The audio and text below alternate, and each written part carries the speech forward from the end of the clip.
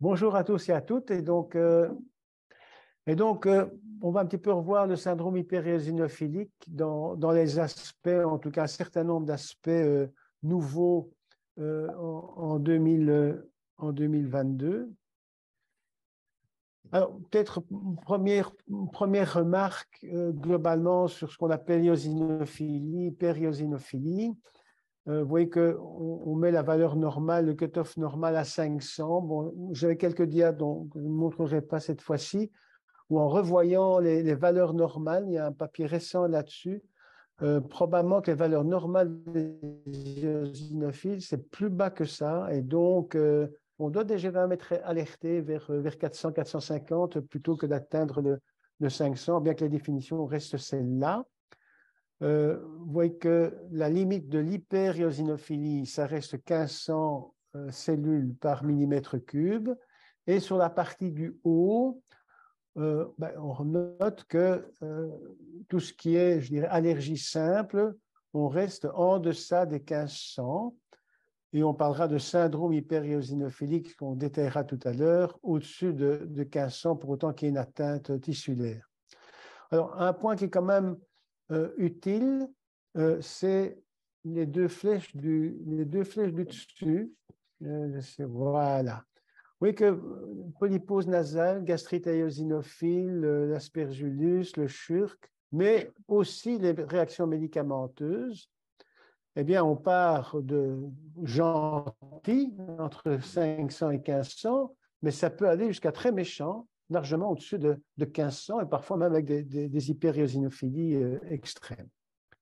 Alors, si on regarde les causes classiques, qu'on revoit assez rapidement, médicaments, tout ce qui est atopique, les maladies inflammatoires, immunomédiées en particulier, là je passe l'ancienne nouvelle dénomination du schurk, le syndrome hyperéosinophilique qui est associé à des clones lymphocytaires, donc le LHES, les lymphomes, les sécrétions paranéoplasiques associées à des tumeurs solides et le parasitaire, toutes ces flèches vertes sont maintenant reprises dans ce qu'on appelle des hyperéosinophilies réactives ou secondaires. Et à côté de ça, oui, on dira quelques mots sur les significations indéterminées. À côté de ça, il y a les maladies où c'est l'éosinophile qui est malade et qui sont reprises maintenant sous le terme d'hyperéosinophilie clonale ou néoplasique avec l'acronyme HEN. Et vous voyez que la grande majorité des situations sont des situations réactives avec une sécrétion d'interleukine 5 par des lymphocytes, soit réactifs eux-mêmes, soit pathologiques dans le syndrome hyperéosinophilique forme lymphocytaire. Et cette notion-là est intéressante parce qu'un certain nombre de ces conditions pourront, et on verra dans les aspects thérapeutiques, être solutionnées par des traitements biologiques qui sont des anticorps dirigés soit contre l'interleukine 5, soit contre le récepteur à l'interleukine 5. Alors, vous voyez, le contenu de l'éosinophile, c'est beaucoup de choses. Au niveau, je dirais, de la clinique de base, eh bien, les cristaux de Charcot-Leyden qu'on peut voir au niveau des expectorations dans des pathologies éosinophiles pulmonaires, ou au niveau des selles, dans des maladies éosinophiles qui touchent le tube digestif, eh bien, ce sont des cristaux à base de l'isophospholipase venant des éosinophiles, toute une série d'enzymes. C'est également une glande, parce que vous voyez qu'il y a des cytokines qui sont sécrétées par les éosinophiles, des chémokines également pour attirer d'autres éosinophiles sur les lieux du crime, des médiateurs lipidiques, mais surtout des protéines cationiques, parce que ce sont celles-là qui sont particulièrement cytotoxiques et que l'on peut d'ailleurs mettre en évidence au niveau des tissus impliqués dans une toxicité des éosinophiles. Dans les anciennes définitions, on reviendra sur les nouvelles définitions du syndrome hyperéosinophilique. Le fait de mettre en évidence localement ces protéines, en particulier la MBP, mais également les autres protéines cationiques des éosinophiles, était un élément suffisant pour mettre un lien de causalité dans le dégât tissulaire provoqué par les eosinophiles, même si on n'avait plus. Et donc, on pouvait imaginer, il faut dire que c'est assez exceptionnel, des situations où les tissus sont agressés par les eosinophiles, qui sont totalement dégranulés, et la seule trace de cela, c'est la mise en évidence des protéines elles-mêmes. Alors, quelques concepts importants. D'abord, prendre en compte la valeur absolue et pas le pourcentage d'éosinophiles lorsqu'on évalue une situation. Le niveau de l'éosinophilie qu'on va mettre en évidence au niveau du sang ne prédit pas des dommages tissulaires associés. On peut très bien avoir un taux quasi normal d'éosinophiles et malgré tout avoir une maladie éosinophile, soit au niveau du myocarde, par exemple, au niveau des poumons. Le compte des eosinophiles ne permet pas de déterminer la cause. Je vous disais qu'avec des causes médicamenteuses, par exemple, ou des causes parasitaires, on peut se retrouver avec des taux de dizaines de milliers d'éosinophiles dans le sang, et donc on n'a pas de gradient étiologique en fonction du nombre. Il faut rester systématique dans le diagnostic différentiel, et peut-être pour une fois, essayer, même si on a une bonne intuition, de la mettre entre parenthèses. Rester vigilant à l'absence d'un traitement de réponse, à l'absence de réponse d'un traitement qui serait présumé efficace, et donc, s'il n'est pas efficace, eh bien, il faut quand même remettre en question le diagnostic de base. Enfin, restons attentifs à ce que, et ça je l'ai déjà dit sur la première dia, de l'asthme, de la rhinite, de l'eczéma atopique, en principe, ça ne tolère pas des chiffres au-delà de 1500. Si ça se passe, il faut penser à quelque chose de complémentaire. C'est particulièrement vrai chez les patients asthmatiques. On voit à un moment donné monter les eosinos, 2000, 3000, etc. Là, il faut se méfier de l'apparition d'un Church-Strauss, par exemple. Alors, comment les critères ont évalué? Les premiers critères, oui, ça remonte quand même à quelques années, 1975, dans un papier de médecine, et c'est les critères de Schuzitz, qui avait revu 14 cas, puis une revue de la littérature. Et donc, une série de choses sont actuellement encore d'actualité, d'autres pas. Bon, le 1500, mais c'est lui qui l'a défini, on reste avec cette valeur de 1500 pour définir l'hyperéosinophilie. Il demandait à l'époque que cette hyperéosinophilie soit régulièrement mis en évidence pendant 6 mois. On sait maintenant qu'un certain nombre de patients n'atteindront pas 6 mois parce qu'ils seront morts avant, donc ce n'est pas une bonne solution comme critère. Et donc ces critères de temps se sont progressivement raccourcis. Exclusion des autres causes d'hyperéosinophilie, on demande une infiltration, une dysfonction d'organes, tout ça s'est maintenu. Et il avait déjà noté à l'époque 1975, on ne connaissait rien, tout était idiopathique à l'époque, mais il avait déjà perçu que les présentations étaient très hétérogènes. Maintenant, on sait que cette hétérogénéité est directement liée en partie à la cause du syndrome hyperéosinophilique. Alors, il y a eu toute une série de réunions de consensus. L'avant-dernière réunion de consensus s'est déroulée en 2011 et le papier a été publié dans le Journal of Allergic Clinical Immunology en 2012. Et dans ces définitions de 2012, on définissait l'hyperéosinophilie supérieure à 1500 et ou une eosinophilie tissulaire. Et donc, on pouvait très bien avoir une hyperéosinophilie sans hyperéosinophilie. Bon, personnellement, ça m'a fort choqué cette affaire-là, rien que du point de vue de la sémantique, mais ça faisait partie de la définition de 2012. Comme vous verrez dans la définition qui a été revue maintenant en 2022, ça a changé. Plus de 20% d'éosinophiles sur le prélèvement médulaire et ou une infiltration tissulaire massive au niveau des tissus, ou alors, comme je vous le disais, des dépôts, des granules éosinophiliques, essentiellement ces protéines cationiques dont je vous ai parlé. Pour avoir le syndrome, mais il faut d'abord l'hyperéosinophilie et il faut une atteinte d'organes avec des dysfonctionnements d'organes, de l'infiltration tissulaire et surtout, le point important, c'est qu'on ait des éléments qui nous démontrent que le dysfonctionnement d'organes soit directement lié aux éosinophiles. C'est en particulier la situation auquel on est régulièrement confronté lorsqu'il y a des atteintes cardiaques. Le patient peut avoir une atteinte cardiaque d'une autre cause, cardiopathie ischémique, que sais-je, Et donc, si ça dysfonctionne et que c'est dû à la cardiopathie ischémique, on ne peut pas tenir compte de cet élément-là pour en faire un syndrome hyperéosinophilique. Ceci peut parfois poser des problèmes de diagnostic et la résonance magnétique nucléaire au niveau cardiaque permet de faire la différence lorsque l'affaire n'est pas claire. Et donc, on a redéfini ces critères en 2022. Vous voyez que l'hyperéosinophilie, ils sont revenus en arrière. Et donc, on assiste à ce niveau-là que les éosinophiles dans les tissus peuvent ou pas être détectés. Et donc, ce n'est plus un élément qui rentre dans la définition. On a mis « et » ou.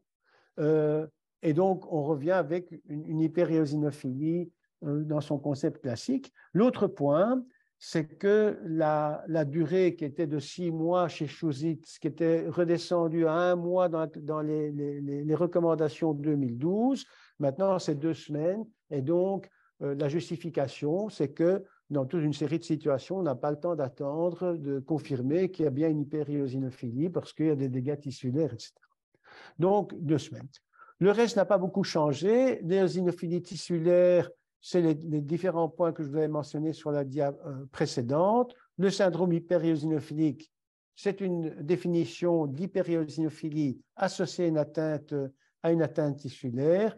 Et alors, il y a un point qui est un point intéressant aussi, ce sont des syndromes hyperéosinophiliques restreints à un organe. On peut avoir une gastroentérite éosinophile, par exemple, ou des syndromes hyperéosinophiliques avec une atteinte strictement cardiaque ou pulmonaire. Et on verra quelques points concernant cela. Alors, dans les hyperéosinophilies, ces différentes classes étaient déjà mentionnées précédemment. Les acronymes ont éventuellement un petit peu changé. Intéressant d'avoir une histoire familiale et de voir si on retrouve l'hyperéosinophilie dans la famille. C'est une situation assez rare. Les hyperéosinophilies réactives, HER, et donc ça, c'est toutes les situations avec les flèches vertes que je vous ai montrées sur une des premières dias, et le HEN est l'hyperéosinophilie clonale ou néoplasique. Alors, il y a une autre entité qui est l'hyperéosinophilie de signification indéterminée. Donc, on se retrouve dans une situation qui n'est pas si rare que ça, où l'origine de l'hyperéosinophilie n'a pu être démontrée, qu'il n'y a pas d'évidence de cause réactive, pas d'évidence de cause néoplasique, et on verra ici ensemble les nouveaux critères pour ces causes néoplasiques. Et on se retrouve ici avec une hyperéosinophilie sans dégâts tissulaires, sans cause identifiée. Et donc, ce sont des patients qui doivent être suivis, mais pour lesquels il n'y a pas lieu de mettre en route un traitement. Éventuellement, certains recommandent de faire un test aux corticoïdes, parce que si ça répond aux corticoïdes, ben voilà, on est d'emblée dans quelque chose de réactif. Et ça veut dire qu'à un moment donné, dans le futur, s'il y a des dégâts tissulaires qui arriveraient, bon, on sait qu'on peut y aller avec la cortisone et que le dérivé glucocorticoïde sera efficace. Et donc, vous voyez un petit peu toutes les recommandations pour dire qu'on se trouve devant une situation indéterminée. Bien sûr, le critère d'un compte éosinophile supérieur à 1500. On va jusqu'à le prélèvement médulaire qui ne voit rien d'autre que des éosinophiles qui sont d'apparence normale, pas d'autres critères d'une maladie myéloproliférative. Et ceci nous rappelle un petit peu tous les paramètres que l'on doit identifier, en particulier sur une série de mutations au niveau génétique, au niveau moléculaire, où vous voyez sur la partie droite de la dia, on aura l'occasion de revenir là-dessus, les réarrangements T par exemple, des réarrangements d'immunoglobuline pour des formes lymphocytaires et toute une série de gènes de fusion dont, avec une activité tyrosine kinase dont la liste s'est encore majorée au cours des dernières années. Et donc, ce qu'il propose est un petit peu résumé dans cette dia-ci. Donc, sur la gauche, hyperéosinophilie. Sur la droite, les syndromes hyperéosinophiliques et donc avec une atteinte d'organes. Et quand on est dans cette situation-là, il y a lieu d'établir de façon extrêmement minutieuse le staging à la fois diagnostique, mais également des répercussions tissulaires et des répercussions en termes de dommages d'organes. une histoire familiale, on se retrouve soit avec une hyperéosinophilie familiale, soit un syndrome hyperéosinophilique familial. Dans les causes réactives, il faut identifier la cause sous-jacente, ne pas oublier les médicaments, ne pas oublier les parasites, ne pas oublier les voyages en termes de causes parasitaires. Et on se retrouve, s'il y a des atteintes tissulaires, avec un syndrome hyperéosinophilique réactif. Dans les formes clonales, là, il s'agit de maladies hématologiques avec une atteinte de la cellule souche le plus souvent. Et donc, on est dans tout ce qui tourne autour des syndromes myéloprolifératifs. Ces formes sont particulièrement importantes à mettre en évidence parce que la prévalence d'atteinte cardiaque est quand même l'atteinte organique la plus grave et la plus dangereuse potentiellement. C'est essentiellement dans ces formes myéloprolifératives qu'on va les retrouver. Et là, il y a une série de nouveaux critères de l'OMS qui ont été définis sur lesquels nous reviendrons.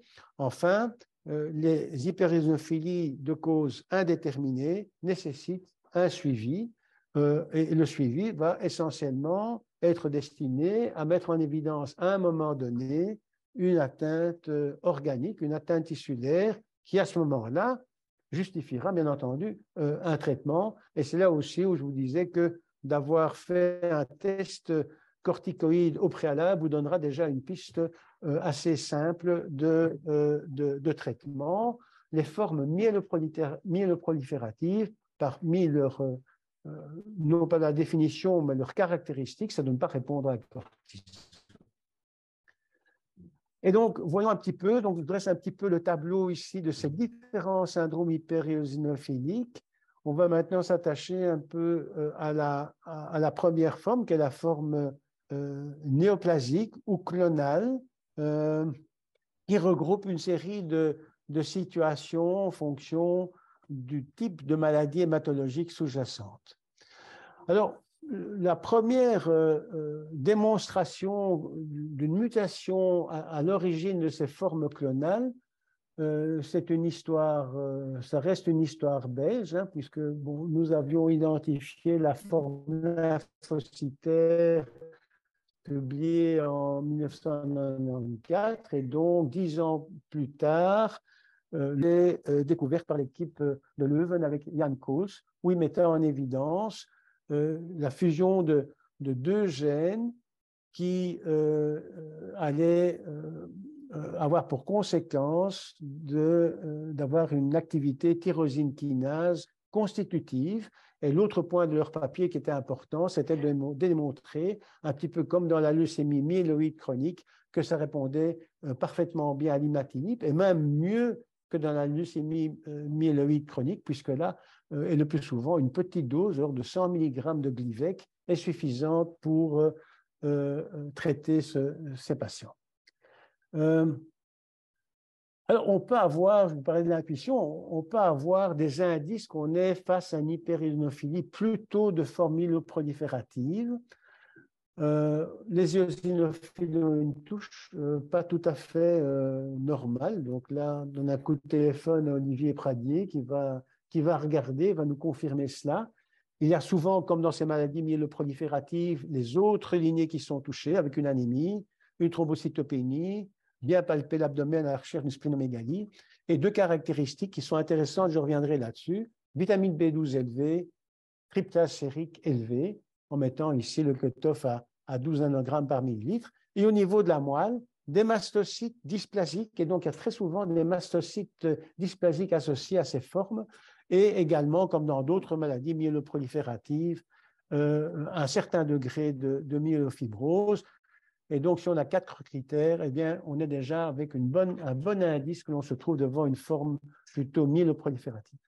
Alors, c'était revu sous un autre angle qui était de voir est-ce qu'on peut avoir des indices qu'on est face à un gène de fusion qui est le F1, FIL1P1, donc le gène de fusion découvert par Coates en 2013. Si on prend 4 critères, le sexe masculin, splénomégalie, une B12 au-dessus de 700, une tryptase sérique au-dessus de 15, et qu'on reprend tous des patients qui ont ces formes-là, qu'est-ce que l'on voit?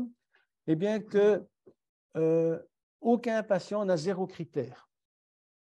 2% ont seulement un critère, et puis alors vous voyez que ça augmente avec 2, 3 ou 4 critères.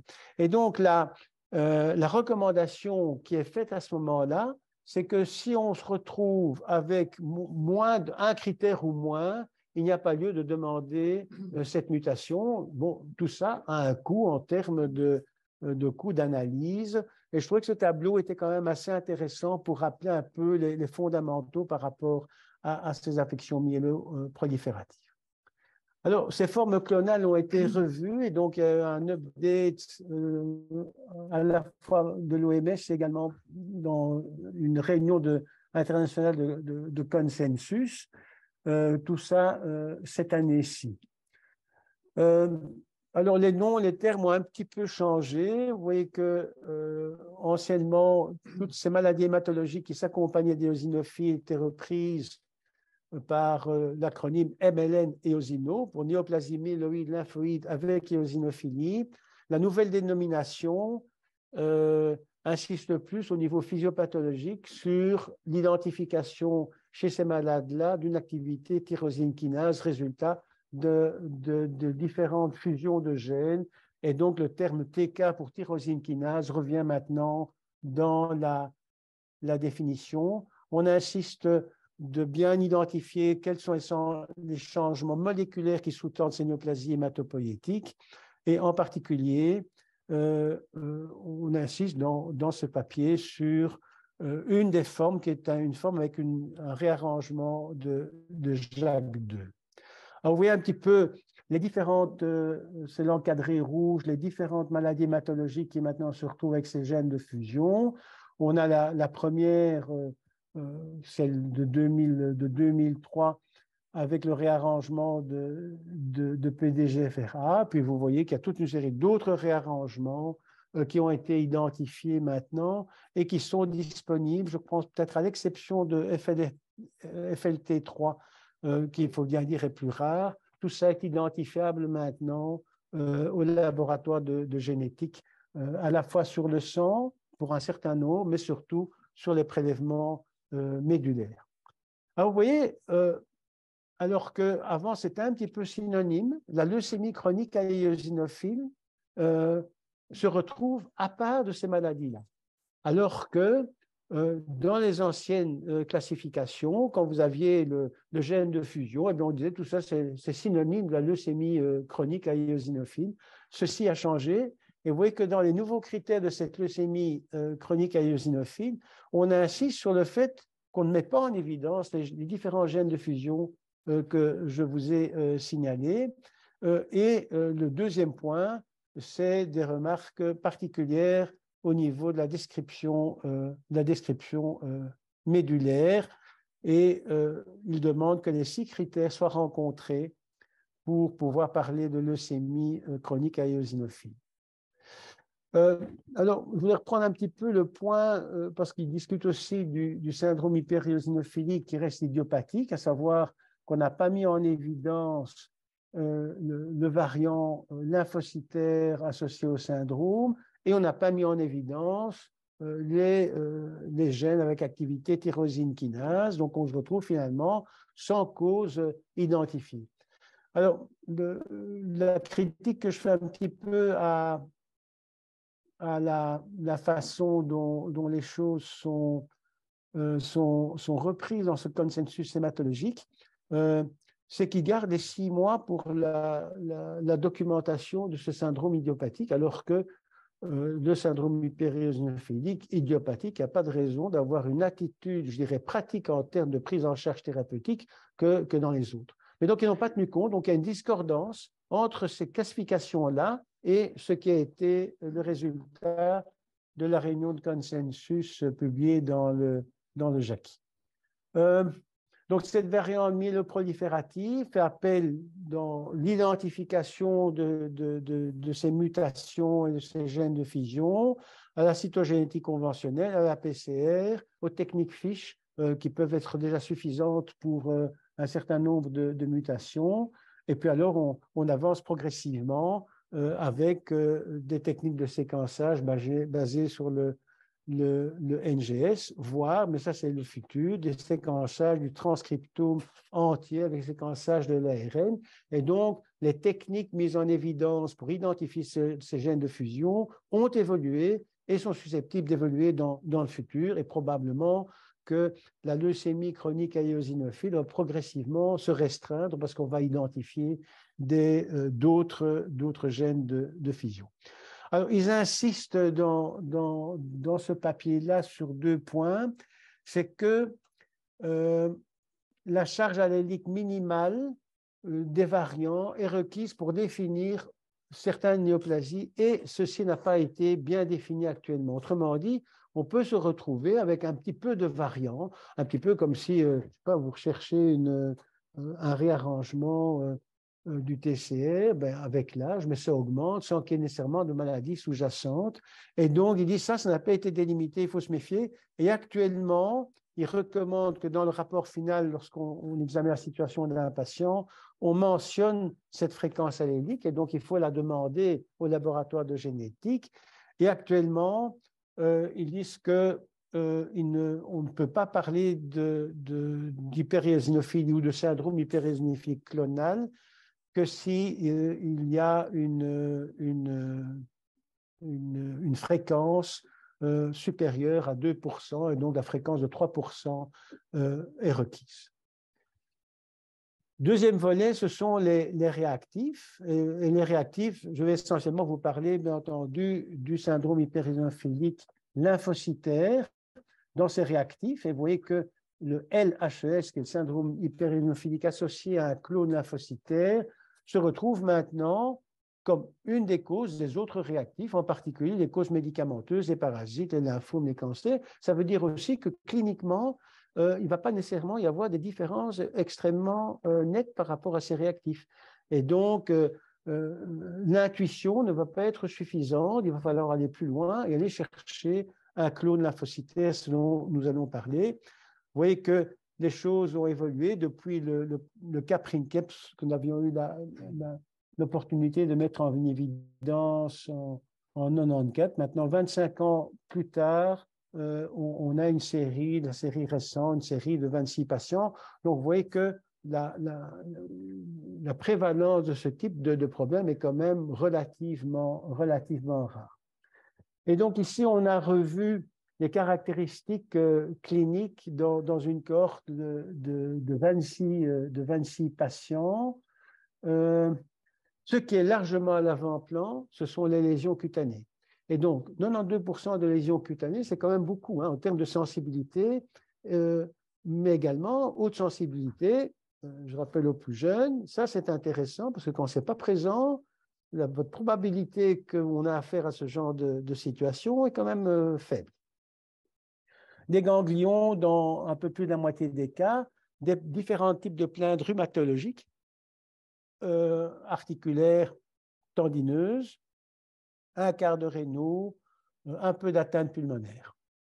Vous voyez, au niveau cutané, ici on a 24 sur les 26 patients, vous voyez que l'angioedème est quand même souvent présent, angioedème qui peut se situer à différents endroits du corps, pas nécessairement uniquement au niveau du visage. Parfois, il s'agit simplement de prurite, et parfois, ceci peut poser d'ailleurs des problèmes de diagnostic différentiel. Camille, la patiente, là, actuellement en cause, elle a des aspects qui font penser à du myeloprolifératif, mais d'autres éléments qui peuvent faire penser à du lymphoprolifératif. Et alors, voilà un petit peu les types de lésions que vous pouvez rencontrer. Vous voyez que c'est extrêmement variable. Ça va de lésions ABC un peu nodulaires. Vous voyez que ça peut aussi être de l'hyperpigmentation, là, en G. Les lésions peuvent être assez étendues avec des petites lésions micronodulaires. Un des aspects qui était quand même un des aspects assez typiques que les dermatos peuvent voir, d'allure plutôt de type eczéma des paumes de main.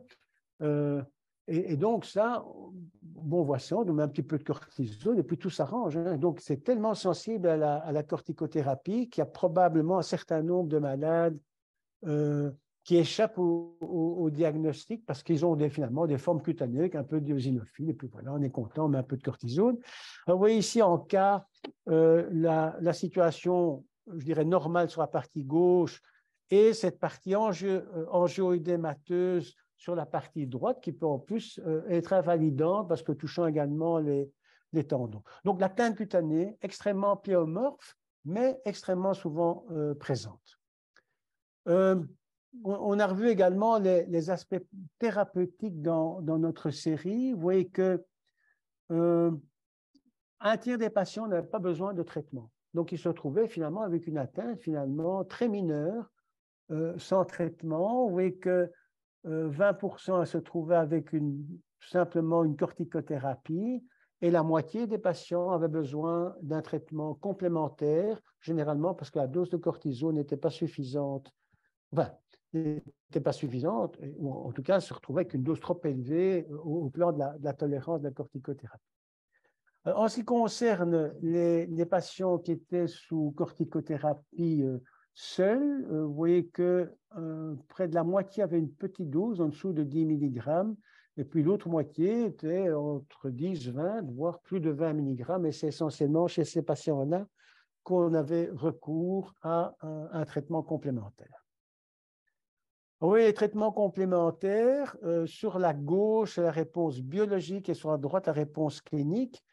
Donc, 4 médicaments ont été essentiellement utilisés. L'interféron, je reviendrai là-dessus. Le mépolizumab qu'on a eu la chance d'étudier au tout début de cette aventure anti-L5. L'hydroxyurée, bon, qui est, je dirais, le traitement de forme myélopréférative sont privilégiés, mais ça marche très bien. Bon, dès qu'il y a trop de cellules, hein, le méthodologue met un peu d'hydroxyurée, puis ça descend, parfois un peu trop d'ailleurs. Et la cyclosporine. Alors, vous voyez, pour l'interféron, réponse complète d'environ la moitié des cas, tant sur la réponse biologique que la réponse clinique. Ce que la DIA ne montre pas, c'est que ce n'est pas nécessairement les mêmes patients. Et si on regardait ceux qui avaient à la fois la réponse biologique et la réponse clinique, on tombait à des valeurs beaucoup plus basses. Il faut néanmoins dire qu'à l'époque, on avait beaucoup utilisé l'interféron, je dirais, simple. C'était la majorité des patients où on devait interrompre le traitement pour des questions de tolérance. Et on a seulement 3 patients dans notre série qui ont eu du PEG interféron. Le PEG interféron a quand même fortement changé la donne, en particulier au plan de la tolérance. Et on avait soit 3 patients qui avaient du PEG interféron, 2 des 3 qui avaient une réponse complète à la fois biologique et clinique. Donc l'interféron, je reviendrai là-dessus, reste quand même un élément important. Alors, vous voyez que pour le mépolizumab, la réponse biologique, OK, elle est complète dans 2 tiers des cas, partielle, mais vous voyez qu'au niveau clinique, ce n'est pas si top que ça. Et donc, un certain nombre de patients n'avaient pas de réponse clinique. Et donc, alors qu'on pourrait se dire, mais voilà, on a un modèle physiopathologique idéal, des lymphocytes qui sécrètent de l'interleukine 5, on donne un anti-interleukine 5, tout va rentrer dans l'ordre. Eh bien, ce n'est pas le cas. Probablement, c'est une des raisons, il peut y en avoir d'autres, que la quantité d'interleukine 5 sécrétée par ces clones lymphocytaires est particulièrement importante et ne parvient pas à être totalement mise à mal par le mépolizumab. C'est une explication. L'autre explication, c'est que ces clones lymphocytaires sécrètent quand même d'autres choses aussi. Et donc, c'est ça qui pourrait probablement expliquer un certain niveau de résistance au mépolizumab. Alors, comment est-ce qu'on pourrait actualiser les messages? Bon, d'abord, au niveau clinique, dermatite angioïdème quasi dans 100% des cas, souvent de la fasciite, éventuellement handicapante. Et donc, si on se retrouve dans une situation de ce type-là avec des douleurs qu'on ne comprend pas bien, ne pas hésiter à faire une IRM qui va bien démontrer l'infiltration au niveau des fascias. Le clone n'est pas toujours facilement identifiable et donc il faut adapter la cytométrie des flux et je vous montrerai un nouvel algorithme diagnostique qui permet de présumer l'existence d'un clone dans des situations où il n'apparaît pas aussi clairement. Olivier fera éventuellement un commentaire à la fin de l'exposé. Au plan du traitement, 60% se retrouvent avec une dose supérieure à 10 mg. Et donc, ça veut dire qu'on a besoin clairement d'un médicament d'appui autre que la cortisone. On a mis en évidence un point qui est intéressant, c'est qu'un taux élevé d'IgM constitue un facteur de gravité, non seulement un facteur diagnostique qui peut être intéressant dans une situation où on n'a pas encore le diagnostic clé. L'interféron alpha est la secondine la plus efficace. On avait déjà montré, ça a été publié dans le JCI, in vitro, tout l'intérêt de l'interféron alpha comme tueur de ces cellules.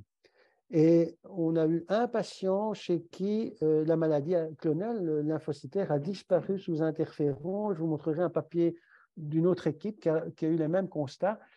Et donc, finalement, l'intérêt de l'interféron, c'est qu'on est beaucoup plus proximal par rapport à cette maladie, quoi. On tape directement sur les cellules malades, éventuellement soit en réduisant le clone, soit en l'anéantissant. Et que finalement, l'anti-IL5 est relativement décevant. Mais de ce point de vue-là, dans les recommandations, on pourrait, j'en ai rediscuté avec l'équipe française, qui a une grosse série aussi, de se dire que finalement, peut-être que mépolizumab et PEC interféron dans des formes clonales sont à égalité. L'avantage du mépo, c'est qu'il est quand même particulièrement bien supporté.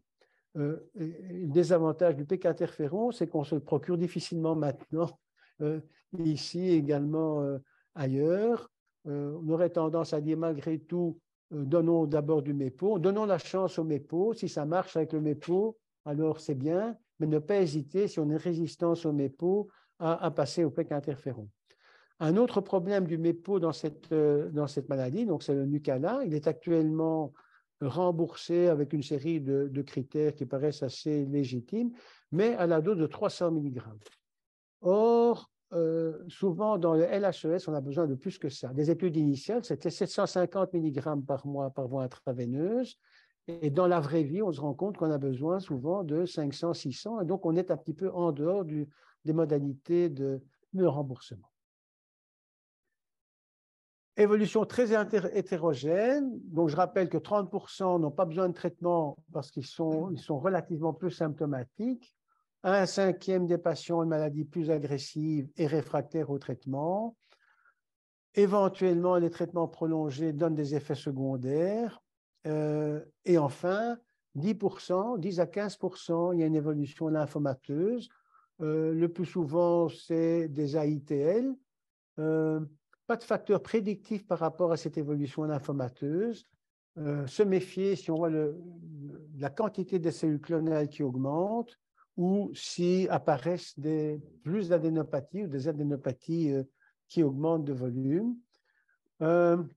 Recommandation, ne pas surtraiter les 30% de polysymptomatiques, mais cela doit être bien entendu surveillé lorsqu'ils sont sans traitement et généralement être vu tous les 4 à 6 mois, c'est suffisant.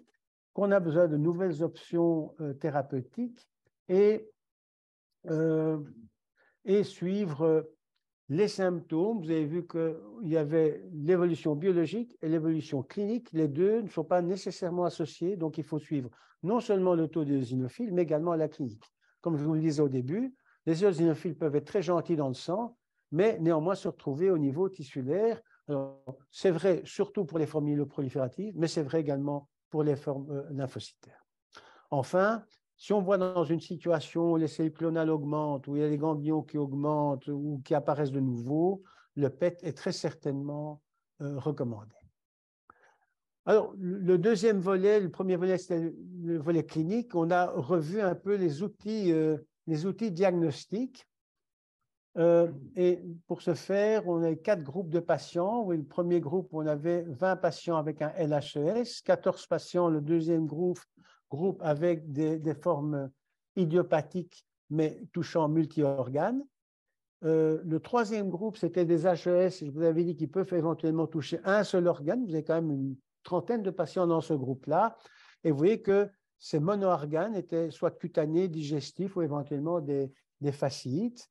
Et enfin, il y avait un groupe d'hyperéosinophilie réactive, à d'autres choses, des parasitoses, des lymphomes ou des cancers avec une sécrétion paranéoplasiques. Alors, vous voyez ici deux exemples de maladies clonales, hein, le patient 15 au-dessus, le patient 12 en dessous. Vous voyez que dans la partie supérieure, les cellules CD3-, CD4+, en rouge ne représentent que 0,9%, alors que ce qui est beaucoup plus facilement identifiable, c'est le patient du dessous, où là, vous voyez d'emblée qu'il y a un trou. Vous faites la somme CD4 plus CD8, ça devrait faire CD3. Eh bien, vous voyez que le taux de CD3 est nettement en dessous de la somme 4,8, mais clairement, il y a des cellules CD4 qui sont CD3-. Alors, vous voyez que la sécrétion le phénotypage de ces cellules ont également d'autres caractéristiques. En particulier, ils sont en rouge ici pour respecter la logique des couleurs. Vous voyez qu'ils sont très souvent CD2, CD95, CD45 RO. Par contre, ils sont souvent CD7, CD27 négatifs. Donc voilà une autre façon de les repérer ou de se convaincre que ces petites cellules en faible quantité sont bien des cellules clonales responsables éventuellement du syndrome par un phénotypage un petit peu adapté. Le réarrangement du TCR, bon, au début, on était, d'ailleurs, le premier patient qu'on avait décrit, bon, on était très content d'avoir un réarrangement du TCR, mais vous voyez que ceci est loin d'être spécifique puisque vous allez trouver du réarrangement, et donc vous voyez en gris du monoclonal, non seulement dans les LHES, mais également dans les autres catégories qui nous servent finalement de groupe témoin. Donc, le réarrangement tout seul n'est pas un critère diagnostique suffisant, mais vous allez voir quand même qu'il peut intervenir dans la démarche globale en l'incorporant aux autres critères. Enfin, l'expression des cytokines intracytoplasmiques in vitro sur les cellules activées donne également des résultats intéressants. Vous voyez d'ailleurs sur la partie significative, c'est le haut, sécrétion accrue d'IL5, mais également d'IL4 et d'IL13, qui explique d'ailleurs l'hyper-IgE, souvent associé au syndrome, mais également une hypergamma-globulinémie polyclonale, en particulier IgM. Par contre, la sécrétion d'interleukine 2 et d'interféron gamma ne permet pas d'avoir une différence significative avec les autres groupes. Les deux couleurs intéressantes, c'est les ronds, vides ou pleins. Et donc, pour les malades avec un LHES, on a une population de cellules contrôle qui sont les bonnes cellules, qui sont les CD3-, CD4, les CD3+, CD4+. Et donc, vous voyez que la comparaison de ces deux types de cellules, les clonales et les autres, sont également intéressantes. Un autre point sur lequel on s'était intéressé depuis assez longtemps, c'était l'élévation de TARC. Et je vous recommande le papier de Julien Catherine qui est actuellement, qui fait son doctorat avec Florence Roufos, qui a fait une très bonne revue sur le TARC. Donc, le TARC, l'acronyme, c'est Thymus and Activation Regulated Chemokine. C'est également le CCL17. C'est une chimiokine associé à toute une série de réponses TH2, et donc il va attirer une série de cellules sur les lieux tissulaires où se passe le problème. Il se lie à CCR4 qui est en particulier exprimé sur les cellules TH2, et donc on peut comprendre que les cellules TH2 vont se retrouver au niveau de ces sites. Et quand je disais que il n'y a pas que les éosinophiles qui jouent quelque chose, qui jouent un rôle, les lymphocytes eux-mêmes sur les lieux des atteintes tissulaires jouent probablement un rôle aussi. Et donc, des taux sériques de TARC peuvent servir de biomarqueurs. Alors, vous voyez ici les cellules, les sources de TARC, hein, les cellules dendritiques, les cellules de Langerhans, les macrophages, les éosinophiles eux-mêmes et des cellules T. C'est stimulé par l'IL4 et l'IL13. Et les cibles cellulaires sont en particulier les cellules TH2, en ce qui nous concerne ici, avec des récepteurs CCR4. On ne va pas détailler le reste de la diapo, mais je trouve que le papier, globalement, est vraiment extrêmement intéressant. Ah oui, comme biomarqueur, attention à l'échelle qui s'élève très fort, mais vous voyez que dans les LHES, on se retrouve avec des taux qui peuvent être particulièrement élevés. Vous voyez que d'autres LHES les taux se confondent avec les différents groupes contrôle que je vous avais donnés. Globalement, c'est significativement plus élevé, mais encore une fois, le TARC à lui tout seul ne va pas permettre de faire la différence, mais en intégrant avec les autres marqueurs, oui. Et c'est ce qui est un peu résumé globalement ici, puis je vais revenir avec l'algorithme diagnostique. Vous voyez que sur les 20 patients associés avec un clone CD3- CD4+, 7 sur les 20 avaient moins de 5% de cellules aberrantes circulantes. Et donc, très généralement, si le labo n'est pas averti, on passe à côté. Et donc, même si on était averti sur Erasme, sur Saint-Pierre, sur Bruckmann, on a récupéré des patients où c'était passé inaperçu. Et donc, si on est dans une situation clinique telle que celle-là, il faut prendre contact avec le labo d'hémato en disant, mais on recherche ces cellules parce qu'elles peuvent être en quantité très faible. Ni l'augmentation des hémoglobines sériques, ni le réarrangement sont suffisamment sensibles et spécifiques pour en faire un test diagnostique. Ce qui peut être intéressant au niveau du phénotypage, comme je vous le signalais, c'est d'autres marqueurs de surface. Et donc, ça permet de se conforter dans l'idée que ces cellules. Et en mettant le seuil de TARC à 3000, on arrive là à avoir un cutoff intéressant pour distinguer les LHES des autres situations avec une spécificité de 75%.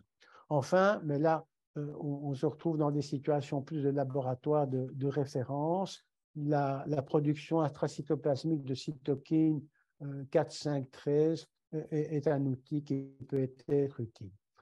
Alors, oui, ce tableau, et j'aime bien, moi, les tableaux où ça se termine avec des rapports de vraisemblance, parce que c'est ça qui permet de mieux sentir quel va être l'effet du marqueur sur la modification de probabilité par rapport à une probabilité a priori. Vous voyez que l'IgM élevé, eh bien, on se retrouve avec on a mis je n'ai plus en tête le cutoff, mais on se retrouve avec un rapport de vraisemblance de 10, c'est quand même important. Le TCR, bon, qui n'était pas extrêmement intéressant, et d'ailleurs, on voit une sensibilité de 60, spécificité de 70, c'est pas grand-chose, donc on a quand même un rapport de vraisemblance de l'ordre de 2, et enfin, le TARC au-dessus de 3000, on a un rapport de vraisemblance de l'ordre de 4. Et donc, dans toute approche bayésienne, vous vous souvenez, on parle d'une probabilité a priori, on met le test, on voit ce que ça devient après. La probabilité a posteriori devient la probabilité a priori pour le deuxième test, et ainsi de suite. Et donc, en ayant une approche bayésienne avec plusieurs facteurs qui doivent être nécessairement, bien sûr, indépendants, eh bien, on arrive en combinant cela à avoir finalement un résultat final intéressant en termes probabilistes. Et je trouve que cette approche-là est une approche intéressante qu'on pourrait faire dans d'autres situations. Je repensais notamment, je ne l'ai pas vu développer avec la sarcoïdose, Olivier, mais donc on pourrait imaginer aussi la même chose avec la sarcoïdose. L'ACE qui n'est pas génial, mais si on ajoute l'ACE, le lysozyme, l'A25, etc., on pourrait se retrouver un lot CD4 dans le sang circulant, etc. On pourrait se retrouver avec un algorithme, mais ça mériterait peut-être d'être fait, ça n'a pas encore été réalisé. Alors voilà un petit peu où on en est. Est-ce qu'on détecte un clone CD3-, CD4+? Plus que 5%, oui, c'est confirmé, on a affaire à un LHES. Moins de 5%, là, on va chercher un phénotypage plus étendu. On demande d'acquérir sur plus de 10 000 cellules et on regarde CD2, CD5, CD45 héros, CD95. Ou alors, dans le sang, on n'a pas identifié de cellules clonales, mais on a une série de facteurs prédictifs qui dit, tiens, attention, ça pourrait être une forme lymphocytaire, c'est réactif, ça répond à la cortisone, il n'y a pas d'autres facteurs, est-ce qu'on n'a pas lieu de penser à une forme lymphocytaire? Eh bien, même chose, on adapte le phénotypage. On retrouve des cellules qui sont CD2I, CD5I, CD3-, CD4+, CD45-RO, CD95, si on a l'ensemble de cette expression phénotypique, eh bien, on peut conclure un LHS. On ne l'a pas, on regarde la clonalité et le TARC. Et alors, on se trouve à ce moment-là avec trois situations. Soit TARC plus de 3000 et un réarrangement clonal, soit TARC 3000 ou un réarrangement clonal, ou bien aucun des deux. Et donc, aucun des deux, probablement pas un LHS. Et donc, tout ça découle de l'approche probabiliste que je vous avais définie il y a un instant. Si on se retrouve avec 3000 de TARC et un TCR clonal, on regarde l'IgM. Si l'IgM est élevé, probablement qu'on a affaire à un LHS. Donc, vous voyez qu'on se retrouve là avec une situation où on n'a pas identifié le clone. Probablement parce qu'il est vraiment dans des quantités trop faibles, mais néanmoins, l'association des autres biomarqueurs permet de conclure qu'on est probablement dans une situation de LHS. Mais donc, ça veut dire que le suivi devrait être un suivi du type LHS. Si c'est normal, ce n'est pas exclu, ça reste possible. Si on a TARC supérieur à 3000, enfin un des deux facteurs, là, ça vaut la peine de regarder le profil des cytokines in vitro. Si on a plus de 10% de cellules qui sécrètent IL5, IL4 ou IL13, on se retrouve avec un LHS possible, Si ce n'est pas le cas, ben alors on peut écarter le LHS. Et donc, ceci est un tableau finalement algorithmique intéressant qui utilise évidemment différents outils qui, indépendamment, ne donnent pas beaucoup d'intérêt, mais qui, pris ensemble, donnent des intérêts intéressants. Alors, quelques éléments pour terminer sur le traitement. Anti-L5, on en a deux actuellement, surtout le MEPO, qui est le Nucala, qui va directement cibler l'interleukine 5, et un autre qui est le Fasenra, que les pneumologues connaissent également, qui est le benralizumab, qui s'attaque au récepteur. Il est peut-être plus puissant parce qu'il s'attaque finalement, en s'attaquant directement au récepteur, on est mieux mis qu'en s'attaquant à de grandes quantités d'interleukine 5. Il n'y a pas d'études actuellement comparatives entre les deux. Il y a une étude comparative en Schurk-Strauss qui compare mepolizumab et benralizumab. On attend les résultats. Alors, mepolizumab phase 3, étude randomisée contre placebo. Voilà un petit peu ce que ça avait donné chez des patients HES, mais qui étaient des HES où on avait écarté les clones. Donc, on se retrouvait dans une situation réactive avec un HES non contrôlé par le traitement classique à la cortisone, mais là, on sort du LHES. Il y avait un certain nombre de patients avec des LHES, mais la plupart d'entre eux étaient des HES indéfinis quant à leur origine. Tout ce qu'on sait, que ce n'était pas myéloprolifératif. Et donc, vous voyez que la réduction des poussées est de l'ordre de 66% avec 300 mg de MEPO sous-cutané. Et alors, il y a sur la partie droite un taux de poussée annualisé. Donc, c'est un ajustement pour voir combien de poussées par an. Et vous voyez qu'on réduit également de 66%. Alors, on a poursuivi cela dans une étude d'extension. La première étude, c'était contre placebo. C'était là la différence que je vous montrais. Ici, dans l'étude d'extension, c'était une étude ouverte où même ceux qui avaient reçu un placebo recevaient maintenant le médicament. Donc, on continuait les 300 mg sous-cutanés avec ceux qui l'avaient déjà reçu au départ, et on ajoutait à cette population de patients ceux qui avaient eu le placebo et qui bénéficiaient maintenant des 300 mg. Alors, vous voyez, pour rappel, la partie initiale de l'étude, donc en bleu, placebo, en rose, MEPO, et vous voyez la réduction des poussées. Et alors, ça, c'est assez intéressant. Ici, on a gardé en bleu ceux qui avaient reçu précédemment le placebo, en rose, ceux qui avaient reçu précédemment le MEPO, et puis tout le groupe. Et donc, vous voyez que ceux qui avaient reçu le placebo précédemment, ben, ils répondent au MEPO.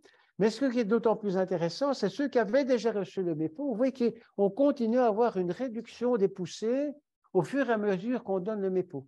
Et donc, c'est les deux colonnes roses, si vous voulez, qui étaient la première partie de l'étude, et puis l'étude d'extension. Donc, ça veut dire qu'il y a quand même un effet non pas qui s'épuisent, mais au contraire qui se majorent grâce au mepolizumab. Et au total, plus de 90% des patients n'ont pas eu de poussée pendant l'extension ouverte, c'est quand même, ce qui est quand même intéressant. Bien entendu, ce qu'il faut voir là-dedans, c'est combien de patients avaient une forme lymphocytaire ou pas. Probablement qu'il y avait un nombre faible de ces patients-là. On est en train de revoir cela maintenant avec le code ouvert. Ici, une étude rétrospective, très centre, 120 patients, 151 traitements. Vous voyez les différents traitements qui ont été administrés, du MEPO, le Benra, donc l'antirécepteur, mais également des anti-IgE, le dupilumab. Il faut se méfier quand même un peu du dupilumab, qui est un anti-L4 récepteur, et donc, qui est le Dupixent.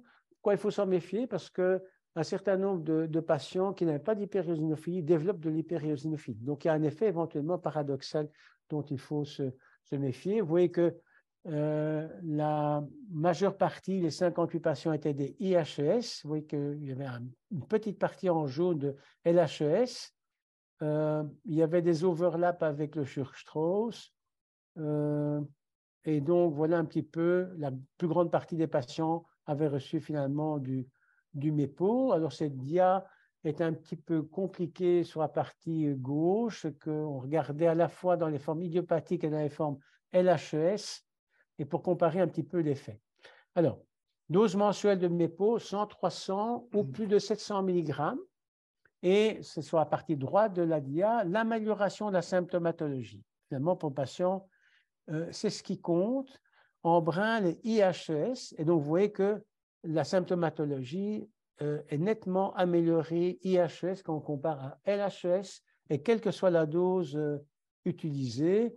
Et vous voyez, en termes d'amélioration, les LHES, même pour plus de 700 mg, on reste quand même avec un taux de réponse qui est quand même moyennement excitant, quoi.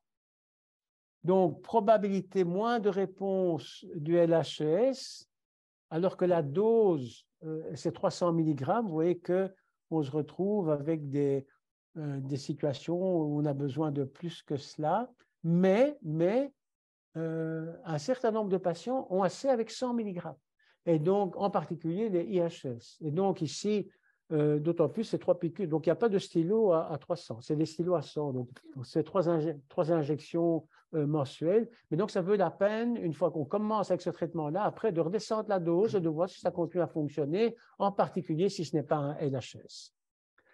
Donc le traitement est suspensif et non curatif. Et évidemment, il n'y a pas d'évidence que le traitement agisse sur le primum movens de la maladie. Alors ici, on peut quand même se poser la question si on ne devrait pas introduire ce traitement plus tôt. Dans les critères de remboursement, il faut avoir eu déjà des récidives. La toxicité des corticoïdes, même à faible dose, est de plus en plus reconnue. Et donc, on peut se poser la question s'il n'y a pas la place pour un traitement de première ligne pour ce type de traitement. On voit ici un petit peu tous les sites d'action possibles dans ce couple de l'éosinophiles et des cellules T. Vous voyez en haut, en brun, tofacitinib, et donc il y a de la place, il y a des études en cours avec les inhibiteurs tyrosine kinase. Et l'interféron, comme je l'ai signalé, reste quand même un médicament intéressant. On voit ici dans British Journal Hematology un article récent sur le PEC interféron qu'ils ont utilisé comme traitement de deuxième ligne après les glucocorticoïdes, mieux toléré que l'interféron, je dirais normal. Il débute à 45 microgrammes par semaine, il monte jusqu'à 180, et puis ils réduisent éventuellement à 90 ou 180 toutes les 2 semaines. 90 microgrammes toutes les 2 semaines, c'est assez confortable finalement comme approche thérapeutique. Associé à la prédnisone, et ils réduisent la prédnisone après 1 mois de traitement. In vitro, on avait l'impression qu'on avait besoin de prédnisone pour tuer les cellules. Et que si on n'en mettait pas, on n'observait pas cet effet avec l'interféron. Ça n'a pas vraiment été confirmé in vivo. Mais vous voyez que sur les 6 patients sur les 7 avaient pu avoir un sevrage complet de corticoïdes, ce qui est quand même pas mal. Et quand on regarde les lymphocytes clonaux, le clone était réduit chez tous les patients et normalisation du phénotypage chez 4 patients sur 7.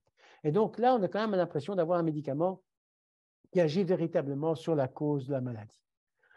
Alors, quel message en 2022? Révision de la classification des critères diagnostiques. Le critère majeur reste 1500, seulement 2 semaines, et surtout redéfinition des maladies hématologiques associées à des hyperiosinophilies. Vous avez montré que les outils diagnostiques pour le LHES avaient été revus avec l'intérêt d'un immunophénotypage étendu et dans certaines situations plus rares de cytokines intracytoplasmiques, de prendre en considération TARC, le TCR réarrangé et l'IgM, les traitements biologiques disponibles pour les formes corticosensibles, c'est-à-dire non myeloprolifératives, sans mutation de tyrosine kinase, les traitements ciblés en interleukine 5 sont actuellement disponibles, en tout cas le Nucala est disponible pour les formes récidivantes et réfractaires à la prénisone. Enfin, le traitement du LHES reste malgré tout problématique, efficacité plus limitée de cet anti-IL5, et donc se pose la question de l'interféron, du PEG-interféron en deuxième ligne et de l'évolution lymphomateuse, attention, dans 10 à 15% des cas. Donc, c'est des malades qui doivent être suivis. Alors, oui, en France, ils aiment bien les PNDS, qui sont des protocoles nationaux de diagnostic et de soins. Et donc, celui sur les syndromes hyperiosinophiliques est sorti il y a quelques mois. Je vous le recommande, il est particulièrement bien fait. Il est malheureusement arrivé un petit peu trop tôt parce qu'il ne tient pas en compte les nouvelles recommandations de l'OMS pour les formes myeloprolifératives. Donc, ne soyez pas étonnés qu'il y ait quelques petites discordances par rapport à ce qui a été identifié, ce que je vous ai raconté ici par rapport à ces formes myeloprolifératives. Voilà, il y a peut-être la place pour quelques questions. Je vous remercie. Il y a des questions. Dominique? Comme tu sais, les syndromes hyperiosinophile, on te les confie à toi ou à Florence, on ne les garde pas, sauf si ce sont des lymphomes avérés, évidemment. Oui, quand c'est myeloprolifératif, on vous renvoie la balle. Et alors, le commentaire, justement, je disais, je vais plus le faire sur les myéloprolifératifs parce que c'est une entité intéressante aussi qui répond au Glivec avec des doses beaucoup moindres. Et on l'a testé maintenant chez quelques patients. Comme le Glivec, on peut l'arrêter. Et il ne rechute pas. On a 6 ans de recul, il ne rechute pas. Donc, c'est... Oui, mais donc la remarque sur la bonne sensibilité au Glivec, c'est en particulier pour la première forme qui a été quand ils ont la mutation, avec la mutation du PDGF. Parce que les autres mutations, ça peut marcher moins bien. Je pense qu'il n'est remboursé que s'il y a la mutation du PDGF récepteur. Mais dans les autres mutations, ça marche moins bien. Alors, même si c'est très sensible, on recommande quand même, c'est surtout s'il y a une atteinte cardiaque, de commencer à 400 mg et puis de réduire la dose. Et effectivement, avec 100 mg, ça peut être suffisant. Et à l'introduction des 400 mg, se méfier quand même de l'effet de dégranulation assez brutal des eosinophiles qu'on tue. Mais si on les tue au niveau du cœur, ça fait des dégâts. Donc, on recommande d'associer pendant un petit moment, malgré tout, de la prénisolone à 60 mg quand même, pour éviter cet effet toxique des eosinophiles. Oui. La patiente dont on en a parlé ensemble, une hyperéosinophilie relativement importante à presque plus de 20 000 éosinophiles, cette personne ne répond absolument pas aux corticoïdes. OK. Ce qui confirme qu'on est devant une forme myéloproliférative. Donc, ça, c'est un premier point. Mais on n'a pas encore de résultats dans la biologie moléculaire. Est-ce qu'on peut lui donner, imaginons, l'hydréa en attendant Oui, donc ça, avec l'hydréa, on va taper sur quelle que soit la forme. Alternativement, alors, on a le choix en disant hydréa versus, d'autant plus, son tableau évolue déjà depuis un certain nombre de semaines, voire de mois. Je me demande si ça ne vaudrait quand même pas la peine de tester le Glivec d'abord. Parce que ça pourrait être un indice également de réponse. Alternativement, on lui met de l'hydréa et en fonction de ce que la génétique va nous dire, on peut reshifter à ce moment-là. Oui. Mais en laissant quand même pour le moment un petit peu de cortisone. Mais donc la forme, la patiente à laquelle tu fais allusion, ce qui était quand même assez intéressant, on voyait l'évolution d'une dame de 75 ans en voyant son évolution, au tout départ, au moment où on n'avait pas d'hyperéosinophilie, elle avait un peu trop de lymphocytes déjà. Et donc, et puis on voit apparaître et des monocytes. Et donc, elle a avant que son tableau ne se déclenche, elle a une monocytose jusqu'à 2000, 2005 et des lymphocytes augmentés. Et puis maintenant que le truc éclate, elle a beaucoup de polyneutraux, de 20 000 neutraux, 20 000 eosinaux, mais également 5 000 lymphos, avec des lymphos atypiques. Et donc, voilà, je serais curieux de voir ce que la maladie hématologique sous-jacente va démontrer. On va demander à nos collaborateurs de tester également les CD3, CD4. Oui. Oui. Attends. Mais moi, je me rappelle, on l'a fait, on avait regardé, il n'y avait pas. Il n'y avait pas. Maintenant, enfin, on va revoir avec un autre œil peut-être. Mais Oui. moi, j'avais regardé et j'en avais parlé avec Olivier et il n'y avait pas de clone à ce moment-là. Mais on va regarder une seconde fois. Non, ça a l'air directement myéloprolifératif, mais quelle est la raison pour laquelle il y a cette lymphocytose augmentée? Il y a peut-être quand même quelque chose éventuellement de très proximal au niveau de la moelle. Ce serait intéressant de voir sa moelle. La moelle a été faite, on n'a pas encore le protocole de la moelle. On te dira le nom pour pas que le nom de la patiente soit sur YouTube. OK, c'est mieux, oui. OK, il n'y a pas de questions. Ah, il y a une question d'Olivier. Je te passe le micro comme ça. Merci. Ce serait évidemment intéressant d'évaluer le FASENRA chez des patients MEPO résistants ou mauvais répondeurs au Nucala. OK. Parce que dans l'asthme, c'est ce qu'on voit. Hein. Donc, oui. Des patients qui répondent au Nucala, qui échappent après 1 an ou 2 ou 3, et puis finalement qui répondent au FASENRA, qui a un effet anti-éosinophile plus puissant, ou carrément des patients qui répondent mieux au FASENRA en traitement de première ligne. Alors, c'est sûrement une étude. En tout cas, il y a la place pour une étude à faire. Bon, malheureusement, actuellement, on n'a pas de remboursement du FASENRA, donc de benralizumab dans cette indication, mais ce serait sûrement une bonne option. Ce qui est actuellement également, bon, enfin, ça ne va pas résoudre le problème des LHS. Il y a une forme d'action prolongée qui est en train d'être étudiée, qui permettrait éventuellement d'avoir une injection tous les 6 mois ou quelque chose dans ce goût-là. Oui, chez GSK. Ouais. Les patients qui ne répondent pas bien au Nucala, ils gardent un taux d'éosinophile circulant plus élevé que les autres? Oui. Okay. Donc, tu as à la fois une moins bonne... Alors, oui et non. Donc, il y a des patients qui ne répondent pas bien cliniquement, mais qui répondent biologiquement et l'inverse. Donc, il peut y avoir une dissociation entre les effets. Alors, écoute, le patient Prinket avait un taux d'IgM, je me souviens, qui était énorme. Non, qui est polyclonal. C'est polyclonal.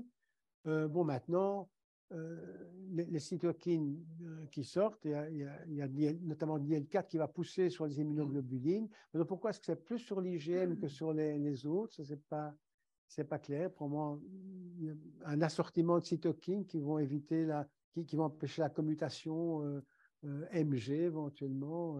Non, on n'a pas d'explication par rapport à pourquoi IgM plutôt que le reste. OK. Bon, mais ceci clôture mi-2022. On reprendra le 10 janvier. Ben voilà, bonne fête de fin d'année à tout le monde. Au revoir.